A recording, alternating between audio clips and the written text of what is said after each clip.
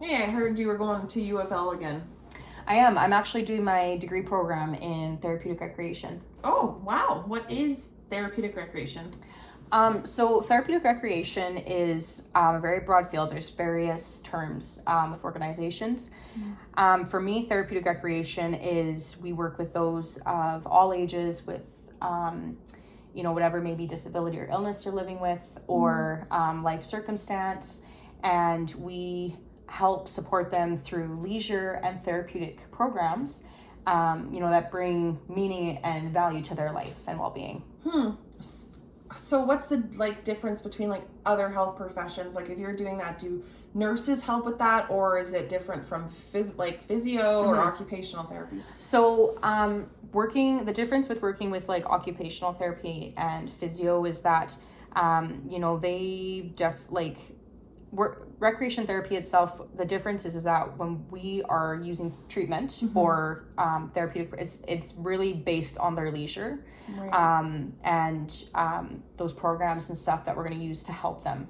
Occupational therapy looks and physio. Of course, physio, it's looking at maybe more of that strength building and stuff, with working with your physical being, right? Like Right. strengthening certain parts of your body, maybe on the outside, or rehabilitating that. And OT looks at your kind of daily essential too, is making like how are we going to readapt to eating, for example, using utensils and putting on a shirt, or driving, going to the bathroom, kind of thing like that. Right. So yeah. So what, when you finish the course, what would you do on a day-to-day basis? So what we do on it, there's many various ways and roles that we play working as a therapist. So one of our biggest things is we work with it's a tool that we use called APIDE. It stands for assessment, planning, implementation, evaluation, and documentation. Okay. So we're basically, when we have new admissions or have referrals that are brought to us, we are wanting to get to know who that person is, what they value, what they enjoy, their life story and everything. And we're basically wanting to help, whatever goals that they're striving for or whatever programs that they enjoy doing. We're basically wanting to help them and supporting those goals, however it means. And it can vary. Oh, okay. So who would you work with? Can you work with a vast population, or is it specific? Yeah, no, we work with, I work in continuing care right now. There's continuing care, long-term care, supportive living, assisted living, community-based programs. There's mental health and addictions. There's working even in schools and stuff with youth and adolescents and stuff, and even all the way to high school.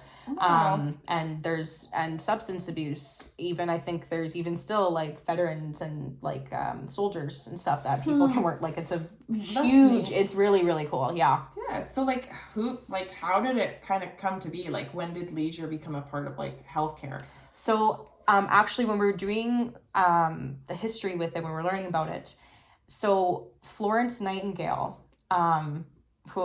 she was actually a nurse. Okay. And she actually worked and served back, I believe it was World War I and possibly World War II.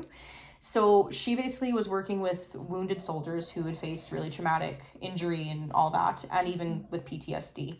She basically after witnessing this and them going through all these hardships and trying to recover, in a way for them to escape their depression, escape their anxiety and PTSD, she basically made what she called a cafe, which was a room centered where it had, coffee and snacks and tables and games and music, and was a way to help those who had just gone through these very traumatic things come together and be at a place where they can enjoy having, leisure and play, they can enjoy talking with each other honestly and just reflecting and relating to one another and stuff. And she found it really helped. And then Jane Addams actually was another one.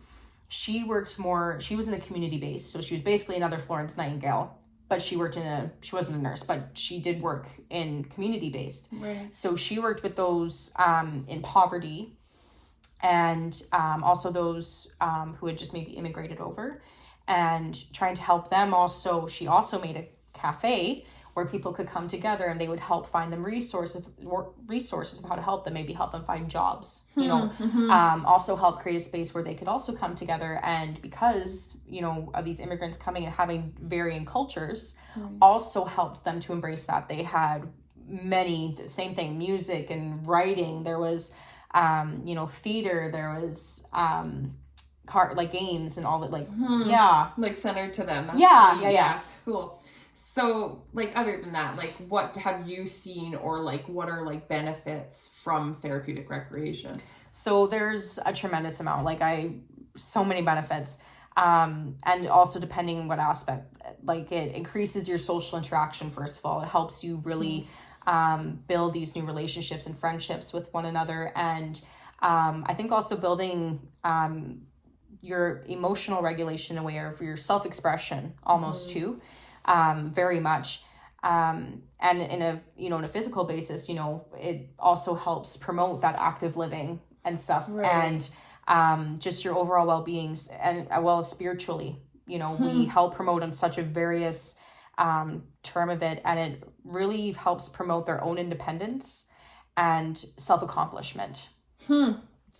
Is that kind of why you wanted to be a recreation therapist? Like, is there a specific reason you wanted to be one? So I honestly really wanted to be a recreation therapist because I really want to expand my knowledge on this profession.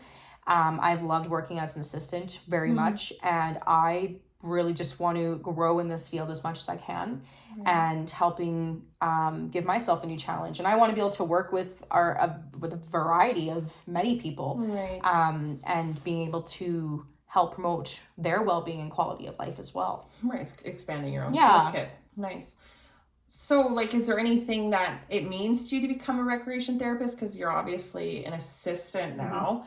So it's like, is there anything that it means to you? Like, do you have a certain vision for where you work or where you want to work? Honestly, I love working continuing care. I love working with seniors. I would love to be able to work in a community-based environment someday, or like mental health or addictions.